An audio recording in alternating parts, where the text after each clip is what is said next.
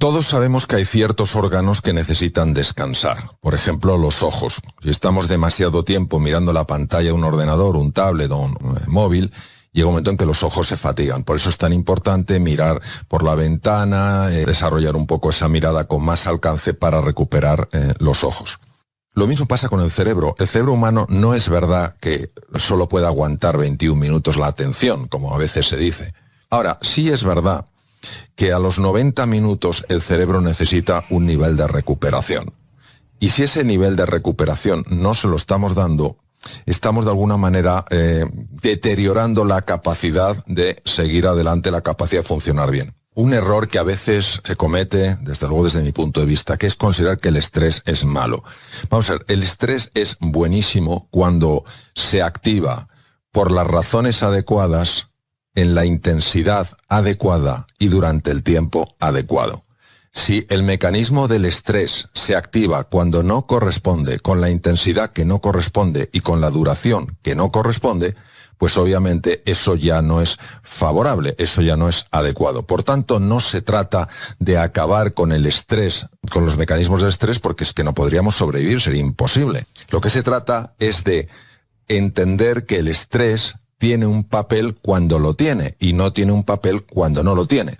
¿Qué nos pasa a nosotros? A nosotros lo que nos pasa es que, porque estamos atrapados en esa visión superficial de lo que es la realidad, solo vemos esa dimensión, pues primero no reconocemos en nosotros un montón de talentos, un montón de capacidades, un potencial extraordinario, sino que habitualmente vemos lo que no nos gusta, lo que hacemos mal, lo que no hemos conseguido. Y esto hace que tengamos miedo de mostrarnos cómo realmente nos vemos, porque entendemos que si nos mostramos como realmente nos vemos, seríamos rechazados por los demás inmediatamente.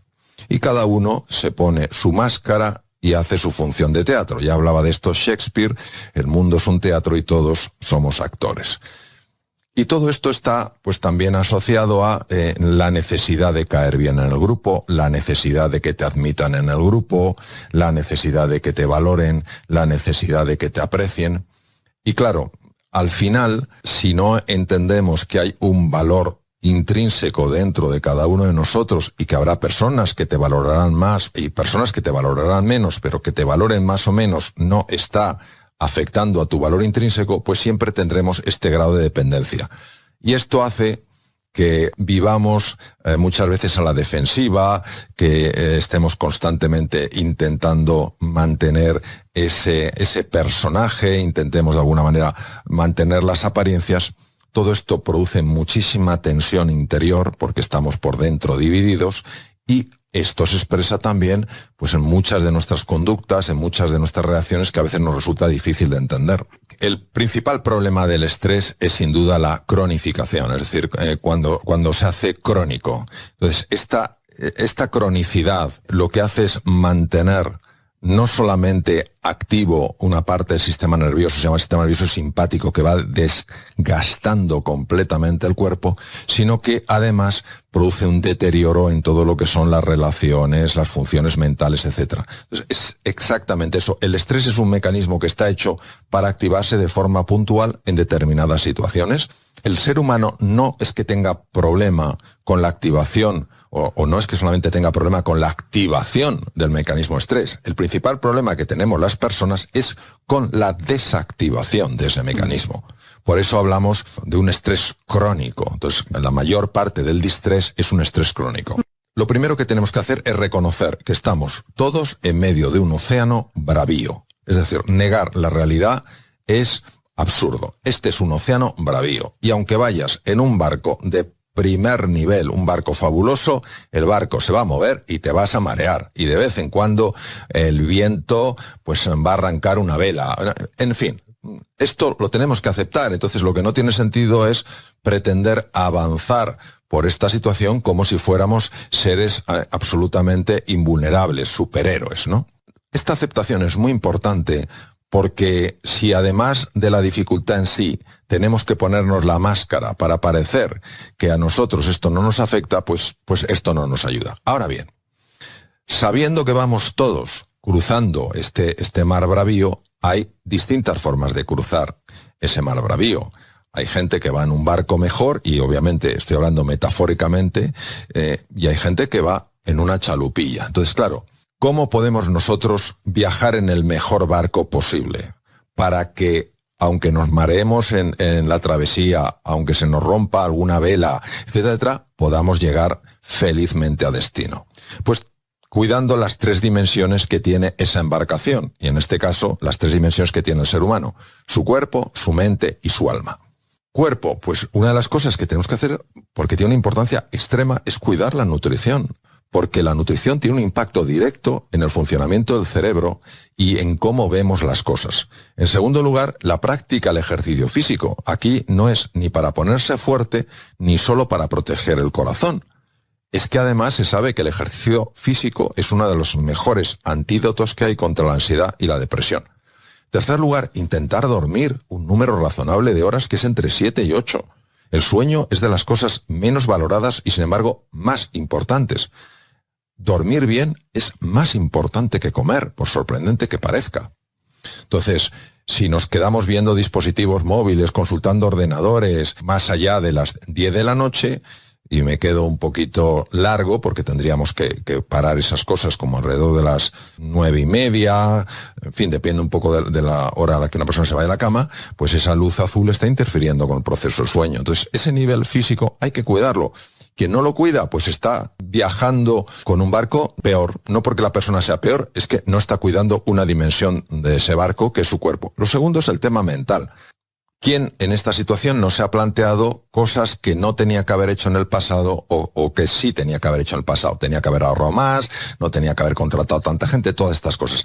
La tendencia que tenemos a veces de autoflagelarnos, de castigarnos porque no hicimos determinada cosa o porque sí la hicimos, en el ser humano es tremendo por su desviación mental. Y luego vivimos en un mundo de enorme incertidumbre. ¿Qué pasa? Pues que tendemos a proyectarnos al futuro. ¿Para qué?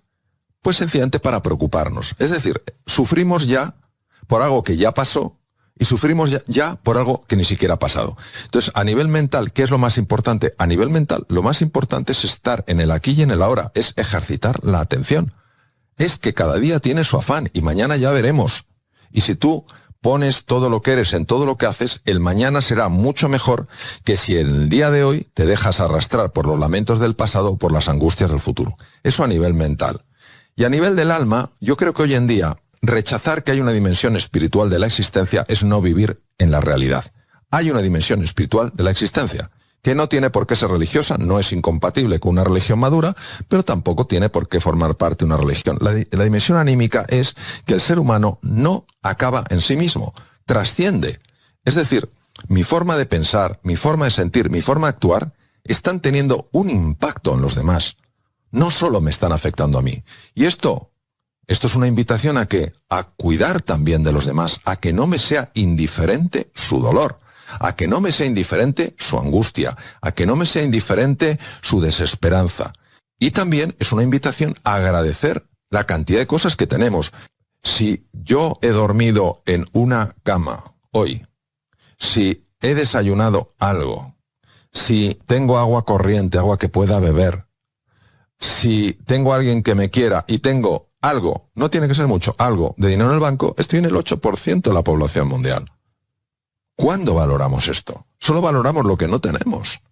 Solo valoramos lo que nos falta. Nuestra falta de gratitud tiene un impacto directo en el funcionamiento del cuerpo, en el funcionamiento de la mente y en cómo trabaja el alma. Entonces, si nosotros hacemos estas cosas, obviamente no quiere decir que no nos mareemos porque vamos por una travesía, no quiere decir que de vez en cuando no nos rompa una vela, un viento, una ráfaga de viento. Claro que no, pero llegaremos a destino. Ahora, si descuidamos el cuerpo, si no hacemos nada de ejercicio, si comemos de todo, nos inflamos de dulces, si dormimos lo que nos da la gana, si además estamos yéndonos al pasado para lamentarnos o al futuro para preocuparnos como tarea fundamental de la mente, si encima estamos solamente centrados en nosotros mismos y estamos además en la queja en lugar de la gratitud, pues francamente es más fácil que ese barco no llegue. ¿Y qué es no llegar? No llegar no implica morirse, no llegar es caer en una ansiedad, en un cuadro de ansiedad crónico, caer en una depresión, etcétera, etcétera. La media que se sabe que hay que dormir, y por supuesto los niños pequeños mucho más, por eso no tiene sentido, ningún sentido, mandarles infinidad de deberes que tienen a los niños despiertos por la noche y a sus padres ahí dándoles lo que la media que tenemos que dormir es entre 7 y 8 horas. Voy a resaltar por qué es tan importante dormir esas horas.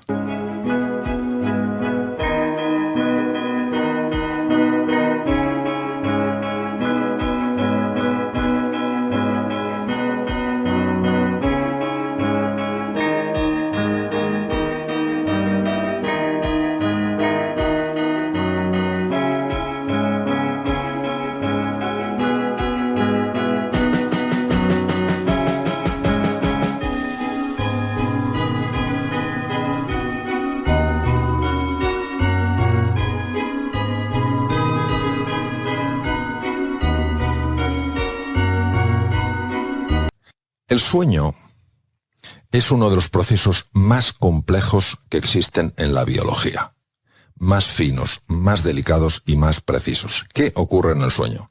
Pues voy a hablar, por ejemplo, lo siguiente. En el sueño se produce la liberación de una hormona que todos hemos oído hablar de él, o casi todos, se llama la melatonina. La melatonina activa genes nocturnos, como el PER1, PER2 y PER3. Estos genes, ¿qué es lo que hacen? Evitan que haya mutaciones, es decir, transformación de células normales en células malignas. Número 1. Número 2. Durante el sueño se libera hormona del crecimiento, GH. Y una persona dirá, oye, pero yo ya soy mayor, ya no tengo que crecer. Es verdad. En los niños la GH sí contribuye al crecimiento, por eso los niños que duermen poco, lo normal es que crezcan poco. Pero es que además la GH en el adulto tiene una función de reparar los tejidos, tiene una función de mejorar la salud de los tejidos.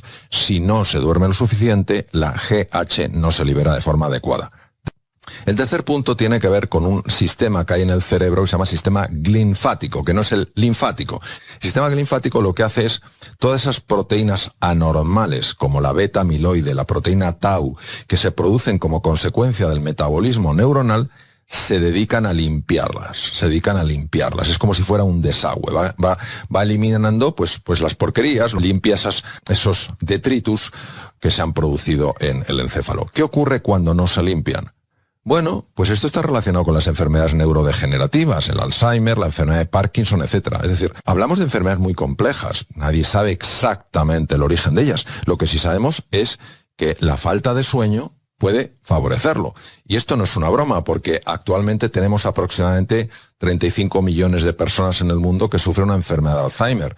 Pero se calcula que en el año 50, en el 2050, habrá 115 millones de personas con Alzheimer. Estamos hablando de una enfermedad que se desarrolla a lo largo de muchísimos años.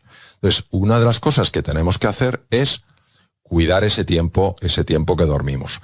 ¿Qué pasa? Pues que tenemos la sensación de que como no somos autoconscientes durante ese tiempo, es una pérdida de horas. Y es un gravísimo error. Por eso yo cuando oigo a alguna persona muy brillante o muy reconocida que dice, si te quitas una hora de sueño tendrás una hora más para triunfar, está diciendo una barbaridad. No es que esté diciendo una tontería, está diciendo una barbaridad. Eso es una barbaridad hoy en día con lo que se conoce sobre los programas. Eso no es verdad.